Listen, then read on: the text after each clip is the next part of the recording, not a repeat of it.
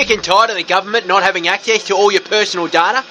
No, not really. The key difference with the CBDC is that central bank will have absolute control on the rules and regulations that will determine the use of that expression of central bank liability. And also we will have the technology to enforce that. Those two issues are extremely important, and that makes a huge difference with respect to what cash is.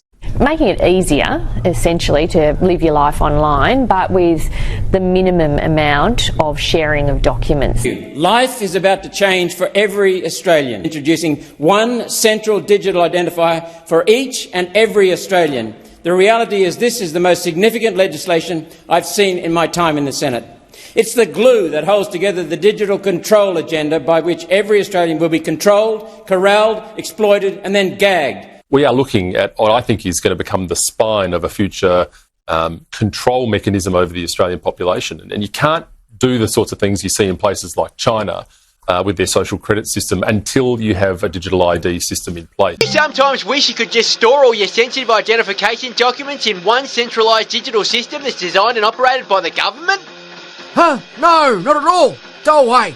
Well, too bad, because without any debate or scrutiny, We've passed a digital ID bill through Parliament. That's right, we've streamlined the process for you to give us all your sensitive identification documents, and fast. why be vulnerable to multiple security breaches when you can Store all your sensitive data in one convenient, potentially hackable location. I don't know if I like that. Look for the tech giants to ask for your digital ID as a requirement of using their service. The point of that exercise is to ensure they put the right name on the right data treasure trove. It's not all. Finally, there's a way for our mates In the private sector to get free access to your information with less responsibility. Oh, I'm a bit worried about What are you worried about? That this is the first step to a Chinese social credit score system? that we're going to track your carbon use and slap a new tax on you. That we're going to shut down your bank account just because you said mean things about me on Twitter. You can do that? Of course we can, but do you really think the government would want that sort of power? But you can trust us. This is completely safe, effective, and voluntary. Where have I heard that before? Oi, stop thinking and just volunteer your data already. Wait until the Liberal Party hears about this. This was all their idea anyway. Come on, why haven't you volunteered your information yet? You'd be crazy not to. And crazy is exactly what we're going to call you. If you show a hint of scepticism, we're going to label you a cooker, a right-wing nut job. Those listening at home may be wondering how an individual could avoid being drawn into this net of data, trading and surveillance. The simple answer is you can't. Right, you'll volunteer everything and you'll be happy. No, I don't think I will, thank you very much. You don't really have a choice here, Gerald. You still want to get your pension? You'll need to sign up for digital ID eventually if you want to keep getting your precious government services. Everyone's going to have to volunteer their data if they want a job, a home loan, a bank account, a rebate. You've been misleading people. Give it to me, Gerald. Hurry up and volunteer your information. Talk about government overreach. Give me a driver's license, Medicare, passport, everyday rewards card, and I'll grab your biometrics pretty soon too, Gerald. No! Not my biometric data! It's too late, Gerald! This has already passed through Parliament! Get used to it! The all-new digital ID system. It's too late to say no. Digital wallets centrally controlled by the government or the central bank. They have to create a financial emergency, don't they? This is what these people are doing to you. This is not voluntary. 10 million Australians have a MyGov ID. Most of those were forced into it to access Centrelink benefits. Cruel. There are another 2 million Australians who are forced to get a MyGov ID to register as a company director, despite the director identity enabling legislation not even mentioning MyGov, but the government did it anyway. The database the government is using for data surveillance is the National Driver's Licence Database, which has 17 million records of everyone who has or has had a driver's licence.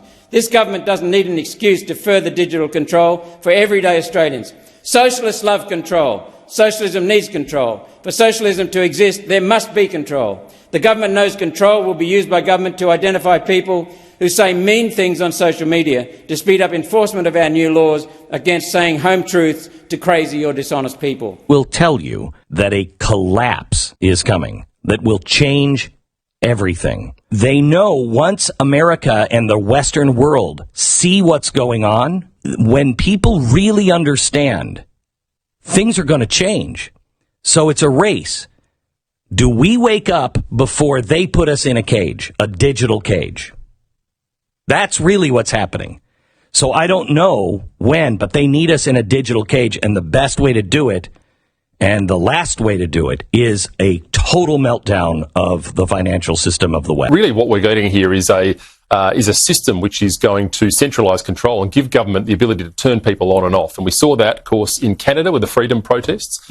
People, particularly when joined to a banking system, and so, of course, those that are particularly aggrieved by this will say, well, if we get central bank digital currencies, which presumably are on the way, it won't be a long bow to suggest that jaywalking today as a walk home could ultimately result in a fine before you hit the other side of the curb, come straight out of your bank. But I want to ask Matt, though, about another issue, though, digital IDs, and that legislation has now cleared the Senate.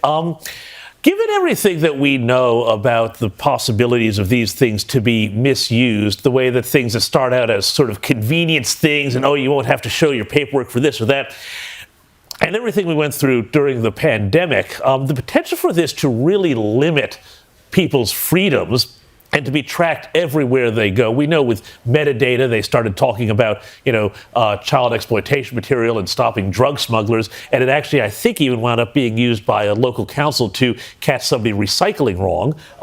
How do we know that this is not going to be misused? And why is the coalition seemingly going along with this imposition that could see every single transaction you make tracked or limited depending on what the policies or the panic of the day is? Well, just to make sure we're right there, James, the coalition voted against the digital ID laws. Good, well done. Good. Excellent. On Thursday, one of the few parties that did, along with One Nation and Ralph Babet of the Palmer Party. I think that were the only ones that were opposed. What was most shocking here is that the government rammed this through without any debate. There was zero debate on that bill. No second reading speeches, no ability to ask the minister questions as there normally would be through a legislative process, and no ability to discuss and debate the amendments, many amendments that were put to the bill. Now, I myself, I was on the committee that looked at this bill. I'd worked with Paul Fletcher, the Shadow Minister, to develop 4 amendments from the coalition that would at least help strengthen these laws, and one which would delay them, which I'll come back to. But there was no debate about that. So these laws, the government says they're voluntary, but there's actually very wide exceptions in place that allow companies to move away from the voluntary requirements and effectively make it mandatory for you to get a digital ID, potentially to open a bank account or interact with state government services. The government even refused to remove state governments from the ability to get exemptions. The coalition and I also wanted to see these changes held up until we see the related changes to the Privacy Act. We've obviously got this surveillance state coming through the widespread use of cameras and facial recognition, AI technology, and there is meant to be some changes to the Privacy Act to make sure your face and the data around that face is protected within the Act. It needs to be updated.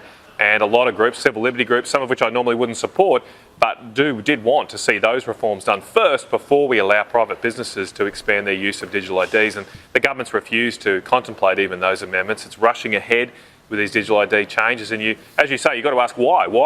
What's the mad rush here to allow private companies to surveil you more and potentially misuse your data to help grow their profits?